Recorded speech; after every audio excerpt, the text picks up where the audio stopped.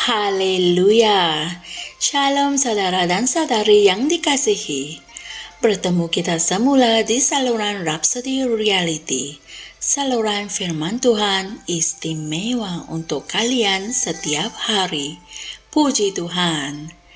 Hari ini, Pastor Chris ingin menyampaikan satu message yang penting daripada Tuhan yang bertajuk Hiduplah dengan tujuan. Haleluya. Mari kita renungkan bersama.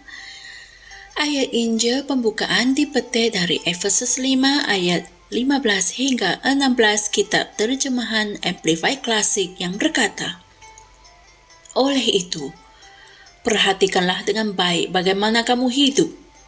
Hiduplah dengan tujuan, dengan penghormatan dan dengan betul. Bukan seperti orang bebal dan dunggu, tetapi sebagai orang yang bijak, orang yang berakal, cerdas. Gunakan sebaik-baiknya masa yang ada. Gunakanlah setiap kesempatan, kerana masa ini masa yang jahat. Haleluya. Kebelakangan ini, iblis bertungkus lumus cuba untuk memaksa dunia ke dalam persekitaran anti-Kristus yang mengakibatkan begitu banyak penipuan dan kemusnahan kehidupan, kemusnahan mata pencarian dan perniagaan. Tetapi syukur kepada Tuhan, gereja bangkit dan mematahkan semua rancangan dan muslihat syaitan. Haleluya. Namun, mengapa perkara seperti itu boleh berlaku? Ini kerana ramai umat Tuhan mempelajari prinsip-prinsip kerajaan untuk memuaskan hawa nafsu mereka dengan mengukur kejayaan mereka berdasarkan perkara-perkara duniawi. Mereka mulai hidup seolah-olah dunia ini segala-galanya. Namun mereka tidak sedar bahawa hidup di bumi ini adalah singkat.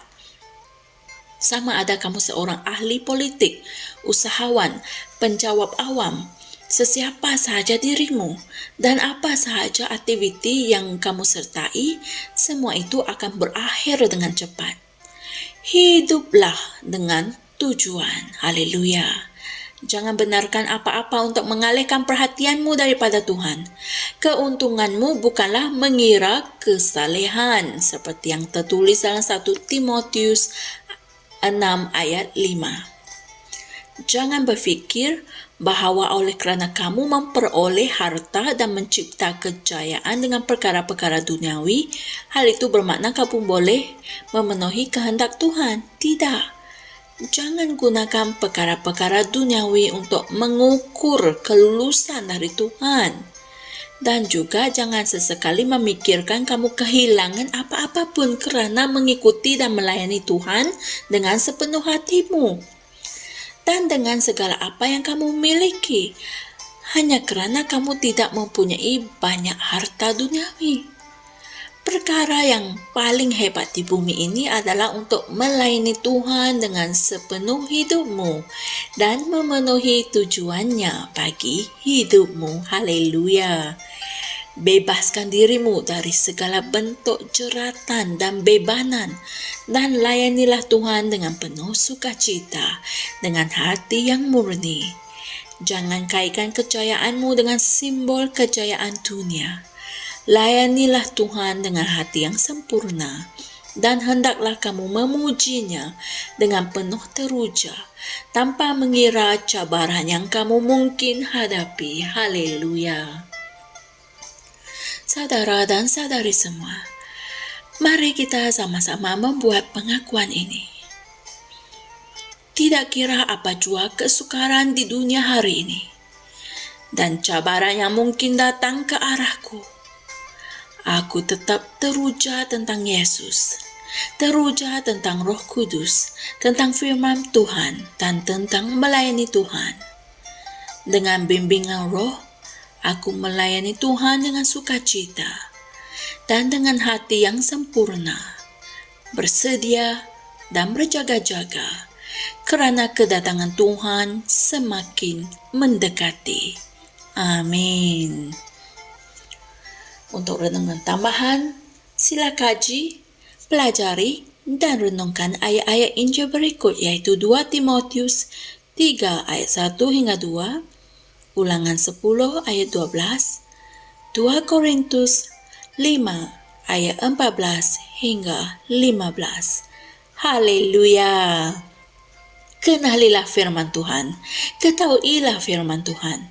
Apabila kalian berbuat demikian, kalian akan tahu bagaimana untuk hidup mengikut tujuan Tuhan. Untuk sebab inilah kami membawa firman Tuhan kepada kalian setiap hari melalui saluran Rhapsody Reality ini.